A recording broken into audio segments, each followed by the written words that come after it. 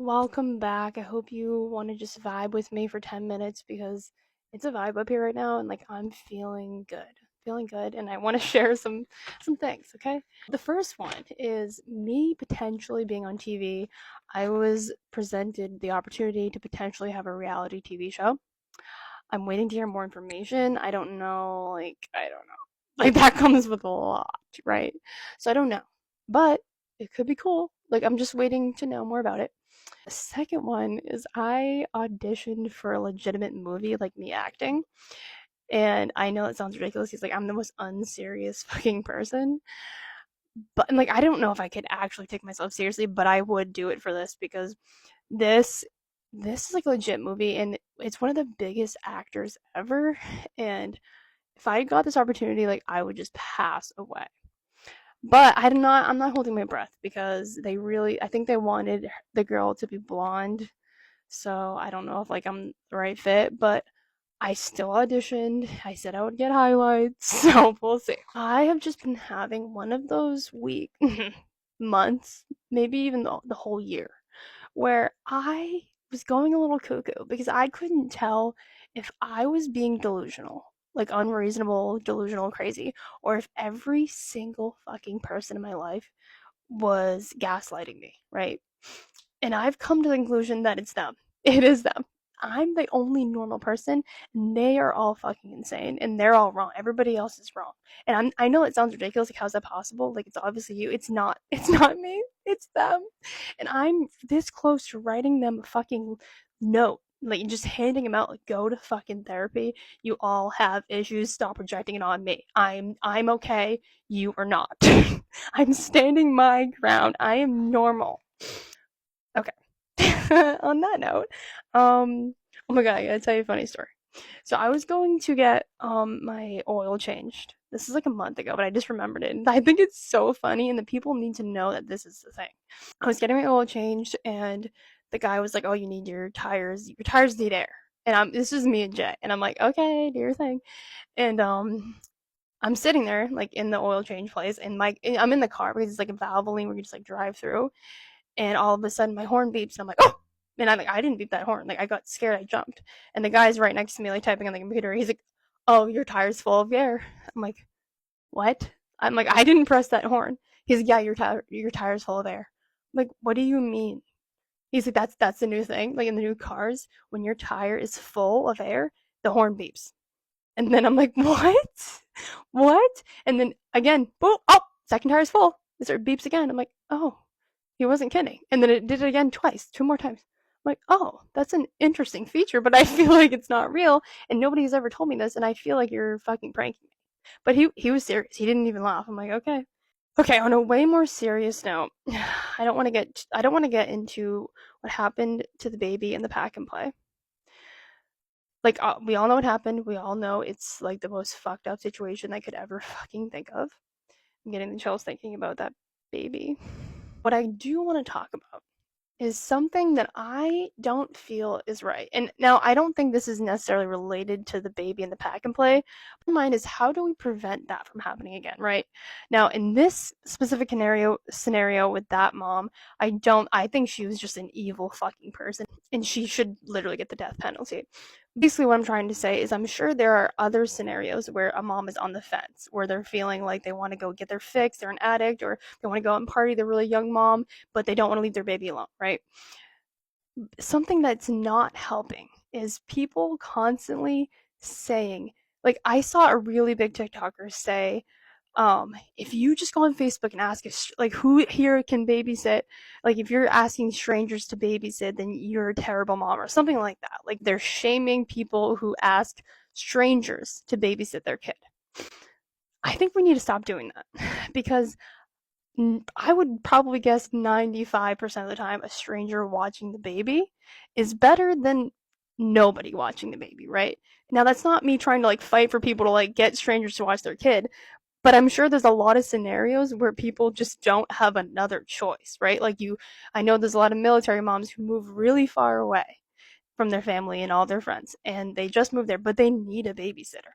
What are they gonna do? Should they leave the baby alone? Or in a scenario like where it's a mom that's being extremely irresponsible, obviously not a good mom, probably doesn't want to be a mom. Do they leave the baby alone?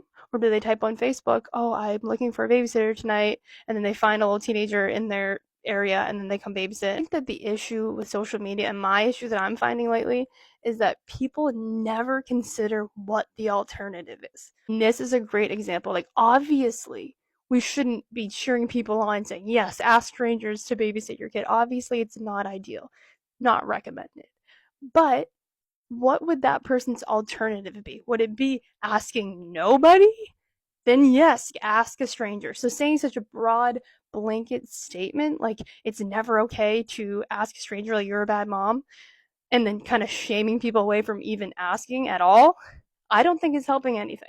Another example of that would be like me coming on here saying giving your kid an iPad is never okay. You know, I talk about screen use, and I would never say such a thing because I think about all the times where it is better than not giving an iPad. Like a mom that's extremely overwhelmed, going through postpartum, has 4 kids, is sleep deprived, is about to snap on every single one of her kids, maybe going through potentially postpartum psychosis, right? Like borderline extreme postpartum conditions.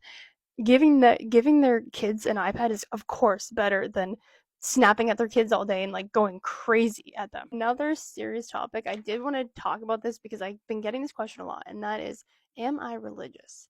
And the answer is no. My whole life, I was never religious, but the first half of my life, it was not by choice. It was because of ignorance. Like nobody ever introduced religion to me. Nobody ever really talked about it. If they did, it went completely over my head. I was never brought to church, just never informed about it. And then like the second half of my life was by choice because I do like to educate myself a little bit. I'm not like the most educated on this topic, right? So that's why I try to steer away from talking about it out of fear of offending people, but not knowing it because I just don't know a lot about it. But I do know enough to the point where I can make my own informed decision. I can confidently say I am not religious. Like I don't believe in God. I just don't believe in any religion. That doesn't mean like I'm against religion in any way. I actually am extremely fascinated by it and I listen to a lot of people who are religious, mostly Catholic Christian. Like Ali Yost, I follow her and like I listen to her videos even though I'm not religious. It's kind of weird for a not religious person to like listen to that, but I listen and like I listen to like YouTube videos because I really want to know more about it. The main issue that I have is, and the reason I could never be a part of a religion, except for maybe one, and I'll explain later, um, is most religions have good things and bad things, right? I don't believe that anything is good or bad. I believe things are things, and that our feelings, our thoughts, our perception, our egos, we make things good or bad in our own heads. And because of this, each individual person is going to have things that feel good and feel bad, and everyone is going to be different. Actually, recently learned that in, I guess, this specific religion, I don't know if this is like in all cases, but Catholic religion actually believes it's a sin to think the way I think. Like, to think that nothing is inherently bad or good on its own. I'm not saying that to just say it. Like, I genuinely believe that nothing is good or bad on its own. And the reason that I truly wholeheartedly believe this is because when you think about it, there are rocket scientists, there are porn stars, there are drug addicts, there are murderers. We could all be in the same room right next to each other. And we would never in a million years dream of doing things that the person right next to us does every day. And that's the only way I can explain that is because we all have our own things that are right and wrong for us. We all each have our own moral compass, and in a way, we are each our own God. We are each our own religion. And I know what people are probably going to say that really aligns with Buddhism, and yeah, it really does. And I didn't realize that until recently, and it's kind of crazy that I thought this way before ever even knowing that existed. I definitely like wouldn't put myself in that category of being like a part of that religion because I just don't know enough about it. And I'm definitely open to talking more about serious things like this because we don't have freedom of speech to talk about the weather. That's one of my favorite quotes. And I don't want to come on here to talk about like stupid shit, and I want to talk about shit that matters even though I don't want to offend anybody by talking about things like this.